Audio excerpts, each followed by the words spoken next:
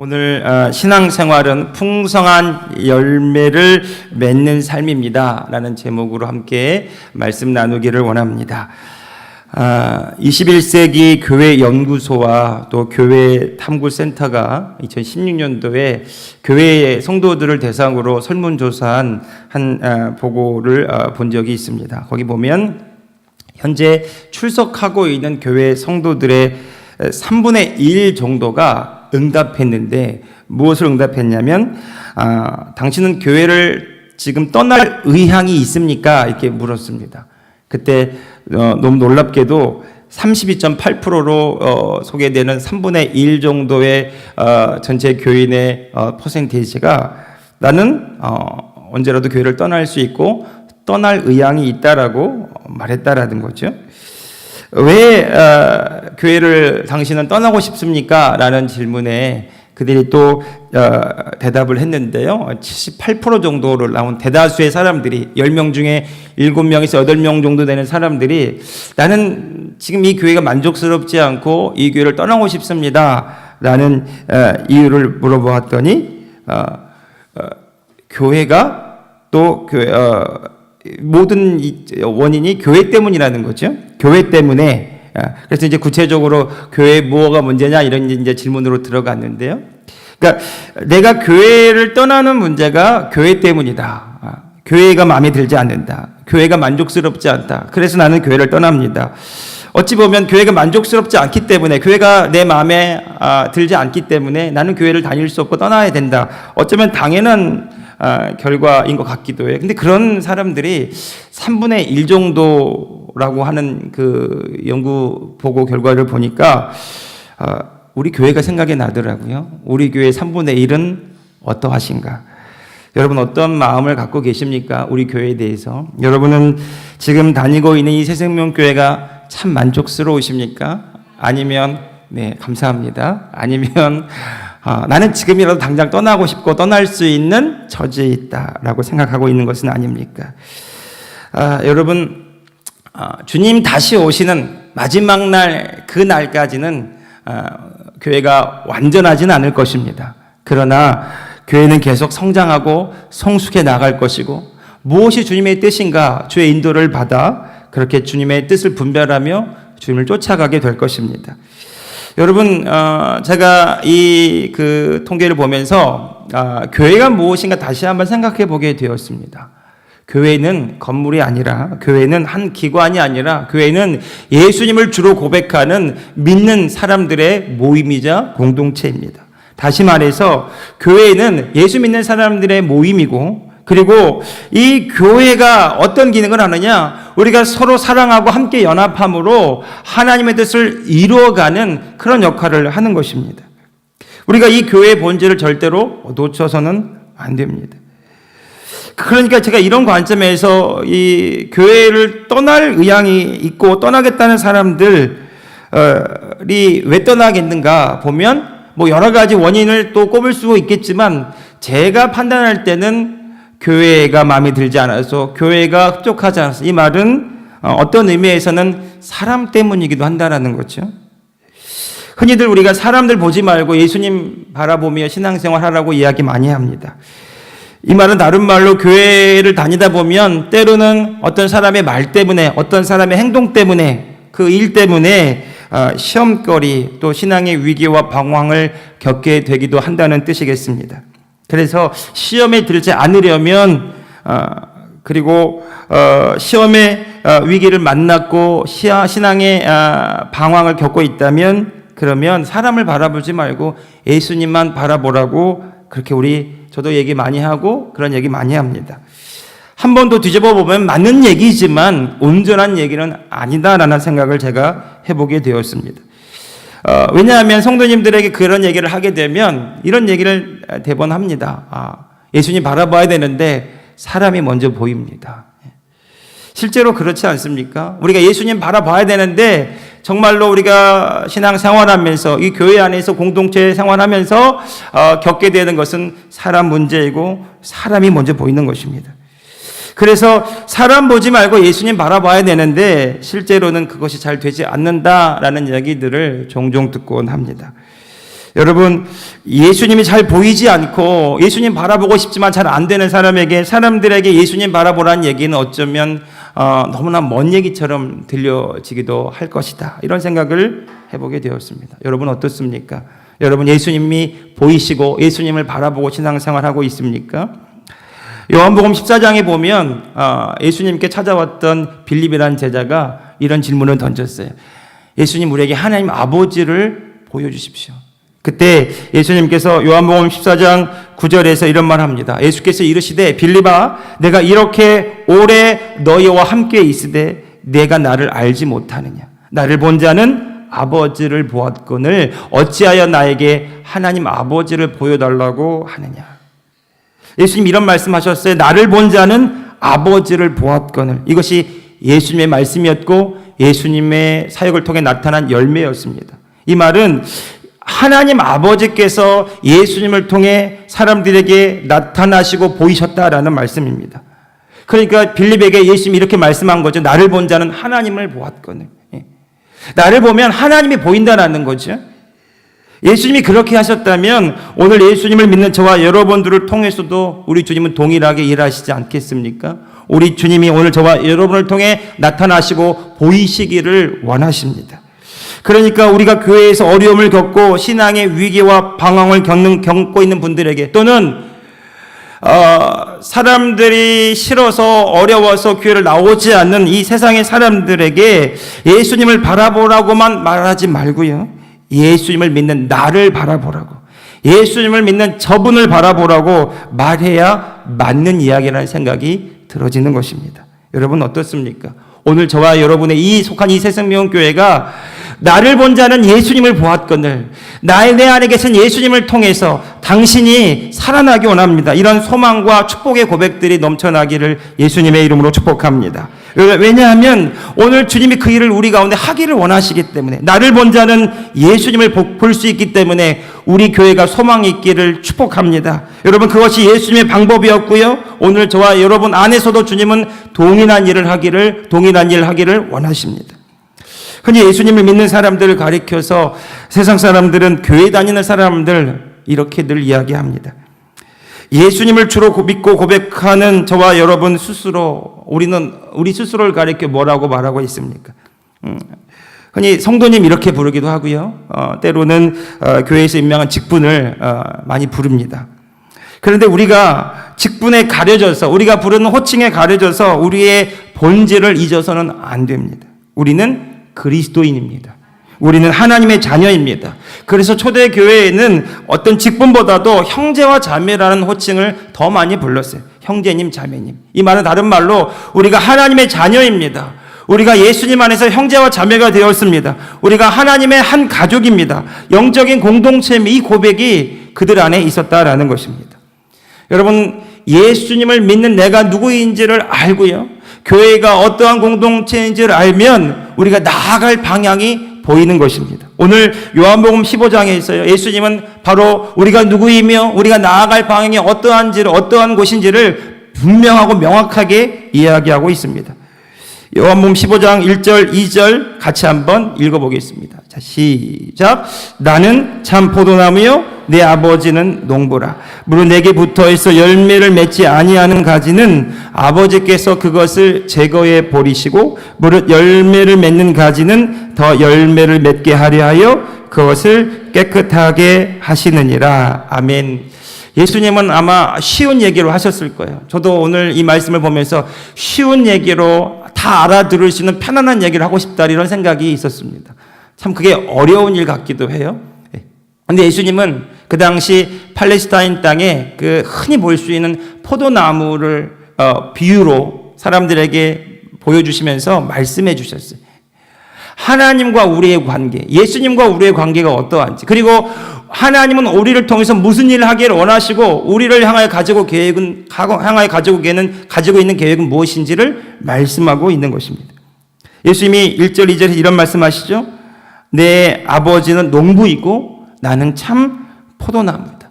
그리고 우리는 예수님께 붙어있는 가지라라는 거죠. 이 관계를, 이 포도나무를 비유를 통해서 설명해 주시는 거예요. 하나님과 우리의 관계, 예수님과 우리의 관계. 그래서 하나님은 오늘 저와 여러분을 통해서 무슨 일을 하기 원하시는지, 우리를 향하여 가지고 있는 계획은 무엇인지 예수님이 우리에게 설명하고자 하시는 것입니다.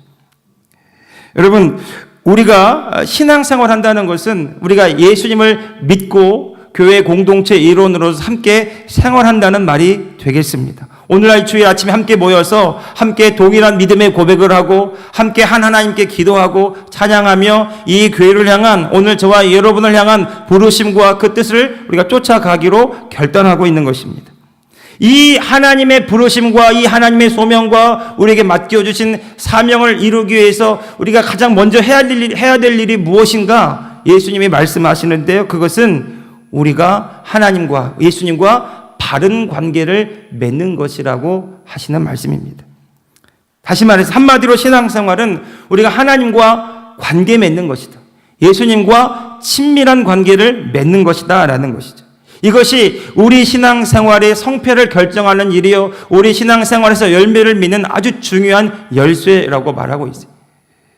그러니까 예수님은요, 우리가 어떤 자격이 있고 우리가 어떤 은사가 있고 우리가 어떤 능력이 있는가 이걸 따지지 않고요, 우리가 열매 맺을 수 있도록 하기 위해서 주님이 일하셨고 그 일을 위해서 주님이 지금도 일하고 계심을 말씀하고 있다라는 것입니다. 여러분, 농부가 한 해 땀을 흘리고 일하는 이유는 한 가지입니다. 풍성한 열매를 맺기 위한 것이죠. 마찬가지로 하나님도 오늘 우리를 부르시면서 그냥 부르시는 것이 아니라 목적이 있다는 것입니다. 열매 맺도록 하기 위함이라는 거죠. 16절, 우리가 본문은 아니지만 15장 16절 이어지는 말씀을 보면 이 부분이 더 명확하게 나와 있습니다. 15장 16절 제가 읽어보겠습니다. 너희가 나를 택한 것이 아니요 내가 너희를 택하여 세웠나니 이는 너희로 가서 열매를 맺게 하고 또 너희 열매가 항상 있게 하여 내 이름으로 아버지께 무엇을 구하든지 다 받게 하려 합니다. 우리 다 같이 한번 읽어봅시다. 15장 16절입니다. 자, 시작. 너희가 나를 택한 것이 아니요 내가 너희를 택하여 세웠나니 이는 너희로 가서 열매를 맺게 하고 또 너희 열매가 항상 있게 하여 내 이름으로 아버지께 무엇을 구하든지 다 받게 하려 함이라. 아멘. 예. 여러분, 이 말씀이 잘 보이십니까? 여러분, 하나님께서 우리를 향하여 가지고 계시는 근본적인 마음이 열매 맺게 하기 위함이라는 것입니다. 그 일을 위해서, 열매 맺도록 하기 위해서 하나님은 오늘 저와 여러분을 부르셨고 우리를 자녀 삼아 주셨고 지금도 그 일을 하고 있다라는 거죠. 그 열매가 무엇일까요? 사도 바울은 그 열매가 성령의 열매로 소개되고 있습니다. 사랑과 화평과 희락과 성령의 그 9가지 열매들. 그런데 그 열매들은 나의 열매가 아니라 성령의 열매, 성령께서 맺으시는 열매라고 말씀하셨죠. 예수님도 말씀을 뿌리시는데 마음밭에 뿌리는 그 말씀들이 뿌려질 때마다 예수님이 기대하는 게 있다라고 말씀하셨어요. 그 기대는 30배, 60배, 100배의 결실을 얻는 것이라고 말씀하셨죠. 성경은 이처럼 오늘 저와 여러분에게 하나님은 열매 맺기 원하시고 우리를 통해서 하나님이 하신 일들이 드러나기를 원하신다라는 것입니다. 자, 하나님께서 그 일을 위해서 먼저 하신 일이 있습니다.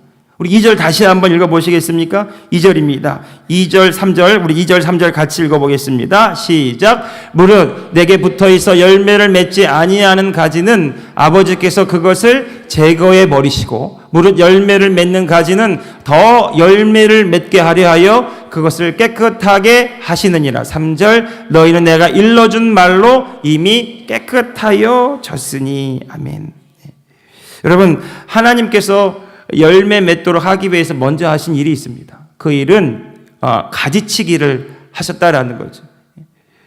하나님이 가지치기 하셨다. 이 말은 하나님이 오늘 저와 여러분이 열매를 맺을 수 있도록 그 하기 위해서 불필요한 것들, 불순한 것들을 걸러내셨다라는 말입니다.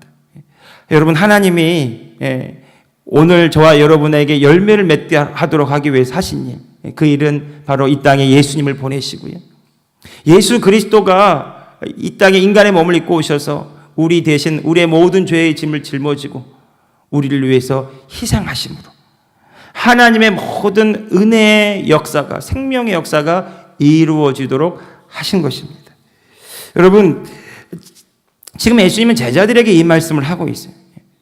그 당시 바리새인들, 서기관들은 자기들의 율법의 전통과 관습에 매여서 예수님의 말씀 그 자체로 듣지 못합니다. 그 말씀하신 분이 하나님의 아들이신 것을 알아듣지를 못하는 거예요. 그래서 오히려 예수님을 공격하고 비난합니다. 자기의 전통과 관습에 매여 있어서 그것이 자기의 안경이 되어서 그것이 자기의 눈이 되어서 그것으로만 예수님을 보려고 하니까 예수님이 안 보이는 거예요. 그런데 제자들에게 주님이 이 말씀을 하시는 거예요. 너희는 내가 일러준 말로 이미 깨끗하게 되었다라는 거죠. 이 말은 제자들은 지금 예수님의 말씀을 그 말씀 그대로 받아들이고 있는 것입니다. 그래서 그 말씀을 들을 때에 그들 안에서 하나님이 하시려는 역사가 지금 이미 이루어지고 있다라고 선언하시는 거죠.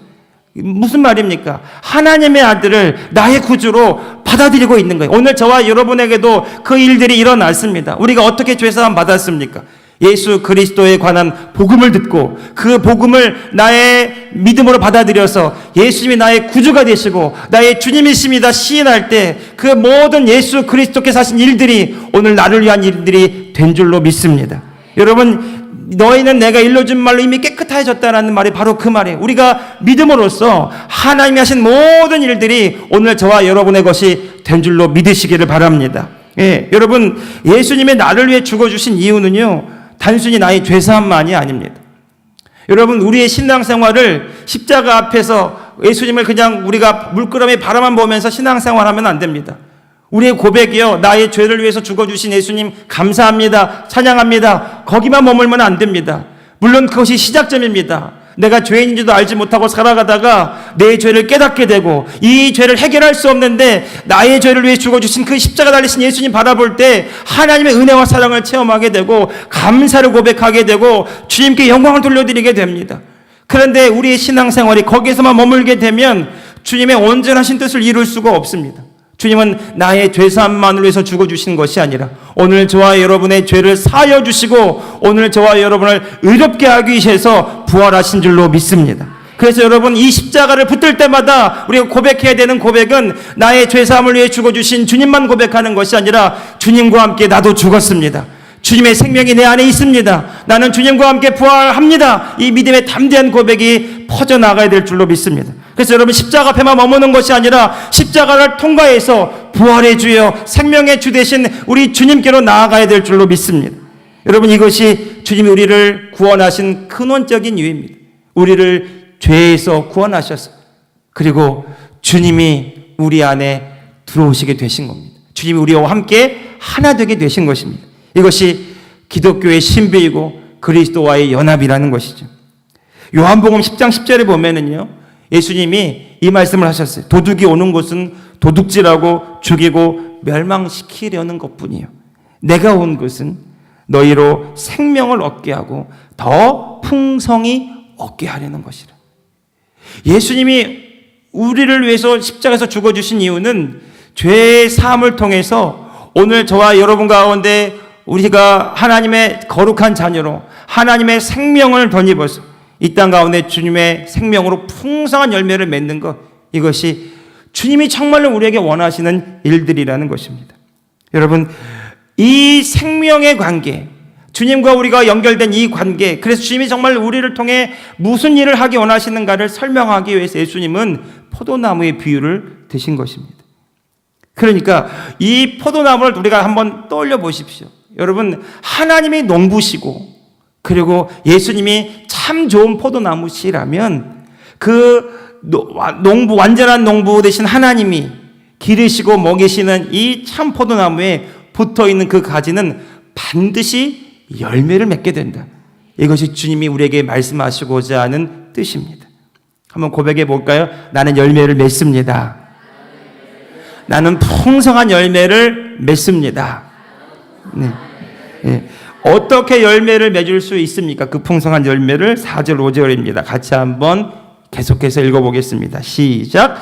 내 안에 거하라. 나도 너희 안에 거하리라. 가지가 포도나무에 붙어있지 아니하면 스스로 열매를 맺을 수 없음같이 너희도 내 안에 있지 아니하면 그러하리라. 5절. 나는 포도나무요 너희는 가지라. 그가 내 안에 내가 그 안에 거하면 사람이 열매를 많이 맺나니 나를 떠나서는 너희가 아무것도 할 수 없습니다. 아멘. 네. 주님은 명확하게 얘기하셨어요. 너희가 내 안에, 내가 너희 안에, 내 안에 거하라, 나도 너희 안에 거하리라. 포도나무에 가지가 붙어 있는 것처럼 너희가 내게 붙어 있으면, 너희가 내 안에 거하면, 그러면 너희는 나로 말미암아 풍성한 열매를 맺게 될 것이다. 그러나 너희가 내 안에 거하지 아니하면, 가지가 포도나무에 붙어 있지 않는 것 같이 너희가 내 안에 거하지 아니하면 이 가지는 스스로 열매를 맺을 수 없는 것처럼 너희도 내 안에 거하지 아니하면 아무런 열매도 맺을 수 없을 것이다. 그러니까 열매를 맺을 수 있고 맺을 수 없는 결정적인 열쇠가 우리가 주님 안에, 주님이 우리와 함께 하시는가 그렇지 않는가에 달렸다라는 것입니다. 그러니까 우리가 이것을 우리가 고백해 보면은요, 이런 고백이 가능해지는 겁니다. 나는 그리스도 예수 안에서 모든 것을 할 수 있습니다. 이것이 사도 바울의 고백입니다. 또요, 나는 그리스도를 떠나서는 아무것도 할 수 없는 존재입니다. 이것이 지금 예수님이 있는 내가 누구인가, 주님이 나를 어떻게 바라보시는가를 너무나 정확하고 분명하게 설명해 주는 말씀입니다. 여러분, 사도 바울은 이 예수님의 말씀을 로마서 11장 17절에서 이렇게 재해석하고 있습니다. 제가 로마서 11장 17절을 한번 표준 세번역으로 읽어보겠습니다. 참 올리브 나무들 가운데서 여러분 가지를 잘라내시고 그 자리에다가 돌 올리브 나무인 그대들을 접붙여 주셨기 때문에 바로 그대가 참 올리브 나무의 뿌리에서 올라오는 양분을 함께 받게 되었습니다. 이 돌 올리브 나무는 누구를 가리키냐면 이방인들을 가리켜요. 유대인이 아닌 이방인들. 당신들이 원래는 돌 올리브 나무처럼 이방인이었고 외인들이었는데, 그런데 하나님께서 당신들을 불러주셔서 하나님의 자녀 삼아주셨다라는 거죠. 이것을 이렇게 설명합니다. 참 올리브 나무에 돌 올리브 나무 가지를 꺾어다가 접붙임을 해서 이 돌 올리브 나무 가지가 참 올리브 나무에서 올라오는 양분을 먹어서 그 참 올리브 나무로부터 오는 생명력을 얻어서 열매를 맺게 했다라는 것입니다. 그래서 그 뒤에 나오는 17장 18절에서 사도 바울이 단호하게 이렇게 얘기합니다. 그래서 그대는 본래의 가지들을 향하여 우쭐대지 말아야 합니다. 가지인 우리가 스스로 열매를 맺는 것처럼 표면상으로 볼 때는 그 가지에 열매가 많이 달려있기 때문에 내가 잘해서, 내가 잘나서 내 노력으로 많은 것들을 이루어서 그런 것처럼, 그렇게 가지 스스로 열매를 맺는 것처럼 스스로 우쭐대지 말아야 한다는 것입니다. 왜냐하면 그 가지에 열매가 맺히는 단 한 가지 이유는 생명 되시는 예수님으로부터 그 모든 양분이 흘러나왔기 때문이라는 거죠. 그러니까 더 정확한 의미는요, 우리가 열매를 맺는 것이 아니라 그 열매가 맺히는 것입니다. 예수 그리스도를 통하여 그 열매가 반드시 맺히게 되어 있다라는 거죠. 하나님이 완전한 농부시고 참 포도나무인 주님이 우리의 생명이 되신다면, 가진 우리는 주님 안에 거하면, 주님께 붙어 있으면 반드시 열매를 맺는다라는 것입니다. 이것이 주님이 오늘 저와 여러분에게 약속하시는 말씀입니다. 그러므로 오늘 저와 여러분이요, 누구인지를 정확하게 봐야 돼. 나는 예수님 안에 거한 그리스도인이 맞는가? 나는 지금 내 생명 되신 예수님, 그분의 그 은혜로 살아가고 있는가? 이것을 잘 분별해 볼 수 있어야 됩니다. 우리는 예수님을 믿는다고 말하고 예수님을 나의 구주로 영접하고 주님이 내 안에 계신다고 말하지만 여전히 옛사람의 생각과 사고방식으로 살아갈 때가 얼마나 많이 있는지 모릅니다. 중국의 그 선교의 아버지라 불렸던 그 허드슨 테일러 선교사님이 이 중국 대륙을 선교화해보겠다, 복음을 전하겠다고 열정을 품고 그 젊은 시절에 중국으로 들어갔어요. 그런데 열심히 하면 할수록 안 되는 겁니다. 실패하고 깨어지고 부서지는 자기 자신을 바라보면서 이렇게 부족한 내가 무엇을 할 수 있겠는가 낙담해버리고 말았어요. 그때 친구 메카시가 보내준 그 편지 한 장, 요한복음 15장에 관련된 그 말씀에 관련된 그 편지 한 장을 보고 눈이 열어지는 경험을 합니다. 그리고 이 허드슨 테일러 선교사님이 그의 일기장에 이런 고백을 해요. 아, 예수님 안에 안식이 있었구나. 그리스도 안에 안식이 있었구나. 여러분, 성경이 말하는 안식은요, 그냥 일 안 하고 쉬는 게 안식이 아니라 성경에 말하는 안식은 우리가 예수님 안에 있음으로 모든 염려와 근심과 걱정이 그치고 하나님이 주시는 평안으로 주님이 주시는 능력으로 충만해지는 것, 이것이 진정한 안식입니다. 그러니까 내가 하는 것이 아니라 주님이 하시는구나 믿어지게 될 때 주님이 내 안에 계심으로 나는 반드시 열매를 맺는다. 이 믿음의 고백이 오늘 저와 여러분에게도 열리게 될 줄로 믿습니다. 예, 우리는 예수님과 나 따로가 아닙니다. 예수님과 내가 하나예요. 성경에 말하기를 주와 합하는 자는 한 영이라고 말했습니다. 주님이 내 안에 오심으로 주님도 계시고 나도 있는 것이 아니라 주님이 내 안에 오심으로 나의 옛사람은 이미 예수님과 함께 죽었고 예수님의 생명이 내 생명이 되시고 예수님이 내 주인 되셔서 내가 그분의 생명으로 오늘 또 내일 또 날마다 살아가고 있다라는 거죠. 여러분, 이것을 우리가 분명하게 말씀을 통해 고백할 수 있고 알게 되면 오늘 내가 만나는 문제는 나의 문제가 아니라 주님이 나를 통해서 해결하시고 치유하시는 문제로 바뀌게 될 줄로 믿습니다. 어린아이가 아버지를 붙잡고 가게 되면 그 아버지를 신뢰하고 의지하기 때문에 내 아빠가 이 문제를 해결할 거라고 믿고 아빠에게 요청하게 됩니다. 그것이 기도입니다. 오늘 저와 여러분의 기도가요, 고아처럼 웬 어떤 다른 타인처럼 그렇게 눈치 보면서 하는 것이 아니라 오늘 저와 여러분이 나를 너무 사랑하시고 나를 위해 죽어주시기까지 하신 그 하나님 아버지께 말하는 사랑하는 자녀들의 간구가 되기를 예수님의 이름으로 축복합니다. 그래서 하나님이 나를 통하여 예수 그리스도가 나를 통하여 놀랍게 일하시는 그 삶으로 우리가 부름받았고 열매를 맺게 될 것이고 그 열매로 인한 하나님께 영광을 돌리는 삶, 그것이 신앙생활이라고 말하는 것입니다. 그래서 우리는 고백할 수 있습니다. 예수 그리스도의 생명을 가진 나는 반드시 풍성한 열매를 맺습니다. 이 열매는 주님이 내 안에 계시기 때문에. 여러분, 이것을 우리가 묵상하고 고백할 때마다 우리의 생각과 마음이 바뀌게 됩니다. 모잠비크의 그 선교사라고 하는 하이드 베이커 선교사님이 있습니다. 독일 출신의 여자 선교사님인데 그분이 그 전쟁으로 인하여 그 아프리카에 있는 그 난민들을 돌보고 또 선교하는데 많은 고아들을 입양했어요. 그래서 많은 고아들을 자기의 자녀로 양육하고 입양했습니다. 그런데 그분이 하는 고백이요, 처음에 그 아이들을 데려오면 쭈뼛쭈뼛대고 눈치를 많이 본다는 거예요. 그래서 알려준답니다. 너는 이제 내 아들이야. 너는 이제 내 딸이야. 아무리 그렇게 말해줘도 눈치를 본다는 거예요. 그 흑인 아이들이 자기랑 피부색이 다른 그 하이드베이커 선교사님 보면서 눈치를 본다는 거예요. 그때마다 계속 얘기해 준다는 거예요. 이 냉장고에 있는 모든 것이, 옷장에 있는 모든 것이, 너의 방 안에 있는 그것이 다 너를 위한 거라고. 너는 내 아들이기 때문에, 너는 내 딸이기 때문에 계속 얘기한다는 거예요. 계속 시간만 되면 사랑하는 내 아들, 사랑하는 내 딸. 그 얘기를 들을 때마다 그 아이들이 점점 눈빛이 달라지고 말투가 달라지고 자기를 대하는 모습이 달라지더라는 거예요. 내 엄마, 내 아빠 하기가 그렇게 어려웠던 아이들이 계속 너는 내 아들이야, 너는 내 딸이야 이 얘기를 들을 때마다 조금씩 바뀌더니 정말 그 아들로서 딸로서 그렇게 자라나는 것을 보면서 너무 흡족한다, 이런 간증을 들은 적이 있습니다. 여러분, 예수님께서 오늘 저와 여러분을 가르쳐서 그렇게 말씀하지 않을까요?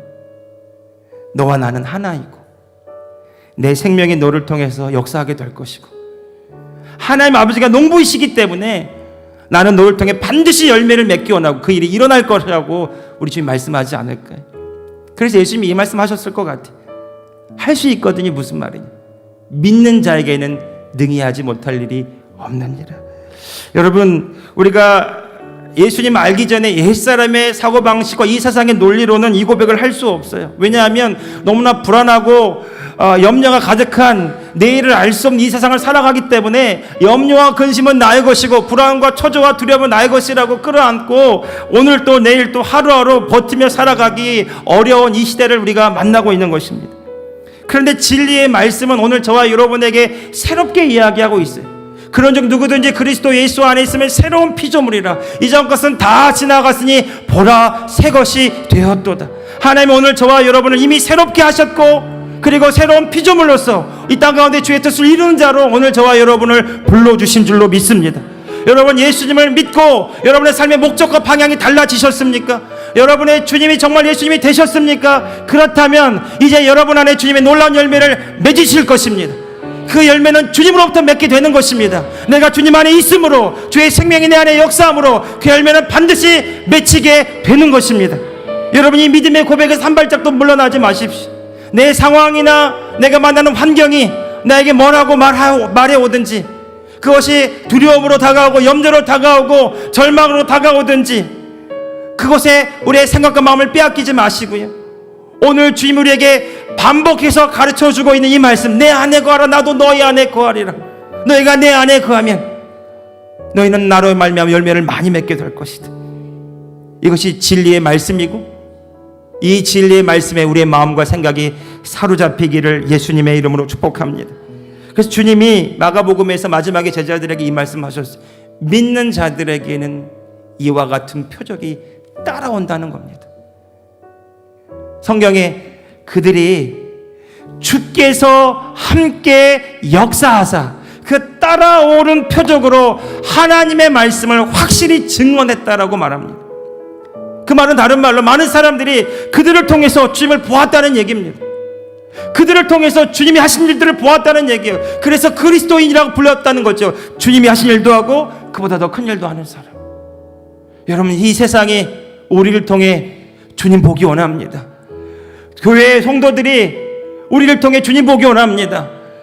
목장의 목원들이 목장의 리더들을 통해 주님 보기 원합니다. 여러분, 교회학교 아이들이 교회학교 선생님을 통해 주님 보기 원합니다. 성도들이 저를 통해 주님 보기 원하지 않을까요? 그렇게 되기를 바라고 두렵고 떨리는 마음으로 저를 바라보게 되어서, 성도들은 저를 통해 주님을 보고 있나? 이것이 제 목회의 방향이 되어야 되겠군. 이것이 제 목회의 초점이 되어야 되겠군. 나를 통해서 주님이 드러나도록 하시기 위해서. 여러분, 우리를 통해서 주님을 볼 수만 있다면 이 교회는 부흥이 됩니다. 우리를 통해서 주님을 볼 수만 있다면 이 교회를 통해서 하나님 하신 놀라운 일들이 드러나게 될 줄로 믿습니다. 여러분, 부흥은 됩니다. 주님이 우리를 통해 그 일을 하시기 때문이죠. 우리가 주님 안에 거함으로, 우리가 주님을 의지함으로, 우리가 주님과 함께 있으므로, 주의 생명이 내 안에 역사함으로 하나님 아버지는 완전한 농부이시기 때문에 그 완전하신 뜻을 우리를 통해 이루어가기를 원하십니다. 여러분, 우리가 말할 때요, 믿음으로 고백할 때 때로는 상황과 현실과 너무 맞지 않아 동떨어져서 말할 수 없는 그런 상황이 될 수도 몰라요. 이 말씀을 우리가 고백하게 될 때에 상황이나 현실을 바라보게 되면 우리는 금세 위축이 되죠. 내 현실은, 내 상황은, 내 모습은. 그래서 자신이 없습니다. 그렇게 믿음으로 말할 수 없습니다. 그래서 주님이 이 말씀을 하셨나 봐요. 7절 말씀으로 가볼까요? 7절 말씀입니다. 같이 읽어보겠습니다. 7절입니다. 코드만 좀 눌러주세요. 코드 7절 같이 읽어봅시다. 시작. 너희가 내 안에 거하고 내 말이 너희 안에 거하면 무엇이든지 원하는 대로 구하라. 그래야면 이루리라. 예.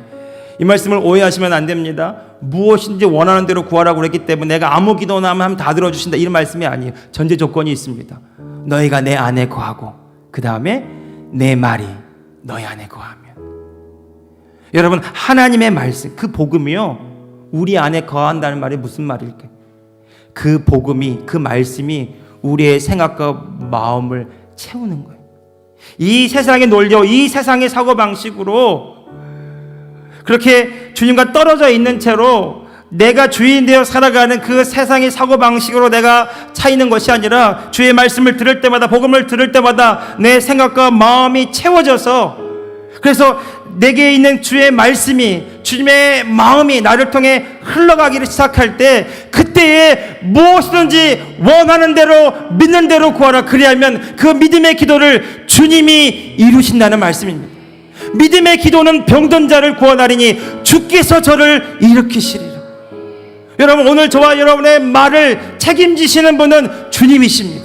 오늘 저와 여러분의 믿음의 말을 이루시는 분은 주님이십니다. 뜻이 하늘에서 이미 이루어졌기 때문에 오늘 이미 이루어진 그 말씀이 오늘 저와 여러분의 믿음의 말을 통해서 이 땅 가운데 나타나게 하시는 것, 이것이 오늘 저와 여러분을 통해 주님이 하시는 일입니다. 사랑하는 성도 여러분, 사도 바울은 그 주님을 너무 놀랍게 경험한 것 같아요.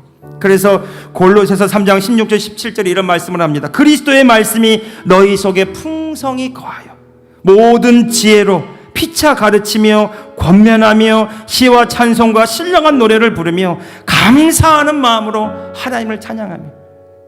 여러분, 그리스도의 말씀을 우리 안에 풍성하게 되면 그리스도의 지혜가 나타나고요, 그리스도의 말씀으로 우리가 채워지면 그리스도의 사랑이 나타나게 되고요, 그리스도의 말씀으로 채워지면 모든 것이 감사하게 되는 은혜의 삶을 살게 되는 것을 사도 바울이 고백하게 됩니다. 그리고 17절에 이런 말을 합니다. 또 무엇을 하든지 말에나 일에나 다 주 예수의 이름으로 하고 그를 힘입어 하나님 아버지께 감사하라. 여러분, 왜 감사하게 될까요? 이거 내가 한 것이 아니라 주님이 하신 일이기 때문에, 이 열매는 내가 맺는 것이 아니라 주님이 나를 통해 맺으시기 때문에 그의 모든 고백이 감사로 끝나는 것을 볼 수 있습니다. 여러분, 오늘 저와 여러분의 고백이 감사로 결론나기를 예수님의 이름으로 축복합니다. 여러분, 그 감사는 내가 아니라 주님이 하셨기 때문에 감사해요. 내 능력이 아니라 주님의 능력이 역사하셨기 때문에 감사합니다. 내 생명이 아니라 주님의 생명이 역사하셨기 때문에 내가 할 일은 주님께 찬양하며 감사하며 영광을 돌려드리는 일인 줄로 믿습니다. 내가 주님 안에 거하기 때문에 난 아무것도 안 해도 되는 것이 아닙니다. 이제 우리가 믿음으로 행해야 됩니다.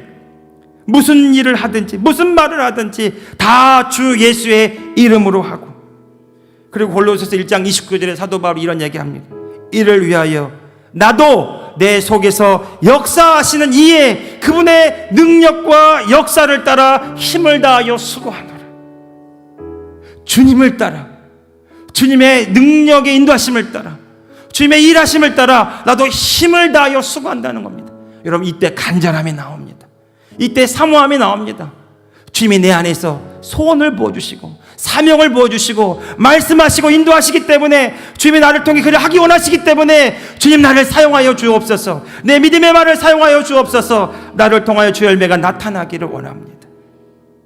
여러분, 우리는 절대로 착각하면 안 됩니다. 내가 열심히 해서 뭔가를 이룬 것처럼, 가지가 스스로 열매를 맺는 것처럼, 내가 부족해서 뭔 일이 잘 안 되는 것처럼 위축되지도 자만하지도 말아야 합니다. 오직 내 안에 계신 예수 그리스도로 말미암아 그분의 생명이 내 안에 역사하심으로, 그분의 말씀이 나를 통해 나타남으로 오직 주님이 우리에게 풍성한 열매와 놀라운 치유 회복으로 우리의 삶 가운데 주의 영광을 나타내실 줄로 믿습니다. 사랑하는 성도 여러분, 그 은혜의 삶 위에 저와 여러분이 거룩하고 존귀하게 쓰임받기를 예수님의 이름으로 축복합니다. 나의 기도하는 것보다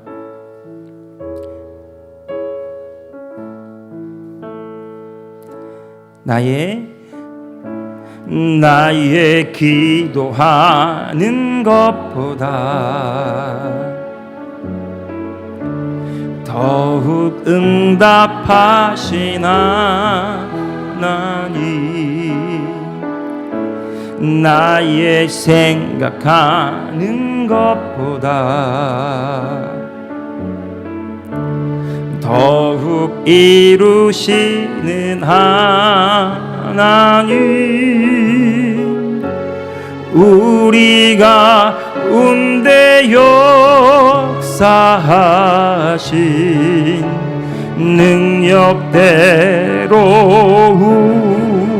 우리들의 간구함을 넘치도 능히 하실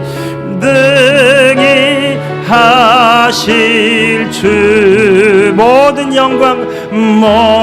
영광과 존귀 찬양과 경배를 돌리지어다. 아멘. 모든 영광과 존귀 찬양과 경배를 돌릴지어다. 우리 함께 이 시간 1, 2분간만 기도합시다. 하나님, 주님은 나의 생명이십니다. 나의 능력이십니다. 나의 구원이십니다.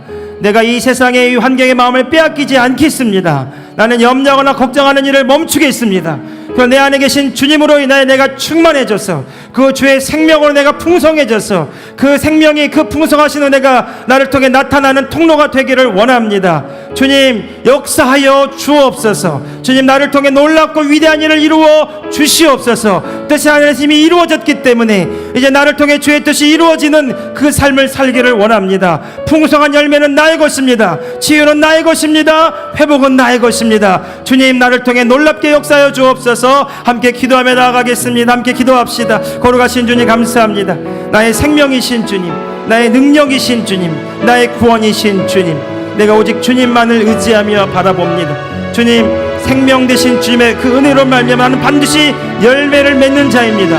풍성한 열매를 맺는 자입니다. 날마다 주님과 함께 주님의 그 은혜로 사는 자가 되게 하여 주옵소서. 주의 생명이 내 안에 있으므로 나를 통해서 놀랍게 일하시는 하나님의 인도하심을 따라 내가 오늘도 믿음으로 나아가기를 원합니다.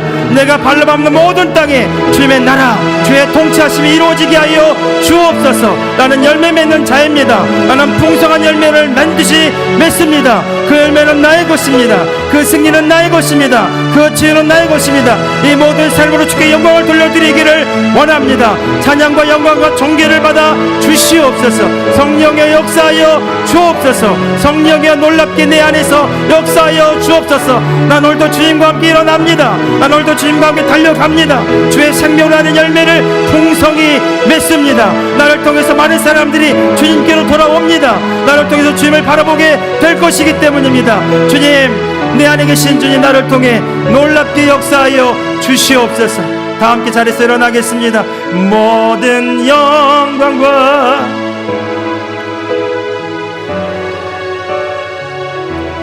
경배를 돌리지어다. 모든 영광과 존귀 찬양과 경배를 돌리지. 우리 한 번 더 고백합시다. 여러분 우리의 모든 기도의 응답은 주님께로부터 옵니다. 내가 기도 응답받는 이유는 내가 열심히 해서가 아니라 주님이 내 생명이시기 때문에, 내가 회복되는 이유는 주님이 나의 능력이시기 때문에, 그분이 나의 구원이시기 때문에 반드시 열매를 맺습니다. 열매를 맺기 때문에 그 열매를 영광 돌려드리고 싶어서 믿음으로 기도하는 저와 여러분들 되기를 예수님의 이름으로 축복합니다. 모든 영광과 존귀 찬양과 경배를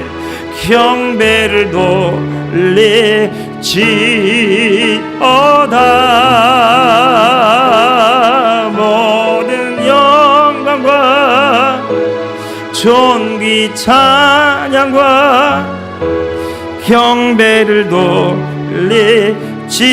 돌리지요. 우리 주보에 나와 있는 풍성한 열매를 맺는 고백기도 마지막으로 하고 우리 축복하며 예배를 마치겠습니다. 우리 큰 소리로 우리 믿음으로 이 기도가 나의 기도이며 나를 향하여 열매 맺기 원하시는 주님의 기도인 것을 믿으시고 우리 같이 고백하겠습니다. 크게 하겠습니다. 시작.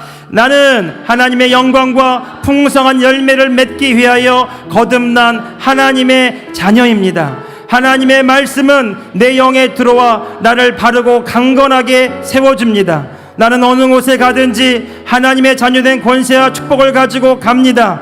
나는 그리스도 안에서 축복의 통로입니다. 그러므로 나는 환경이나 사람을 탓하지 않습니다. 나는 하나님의 말씀과 성령의 능력으로 상황을 바꿉니다.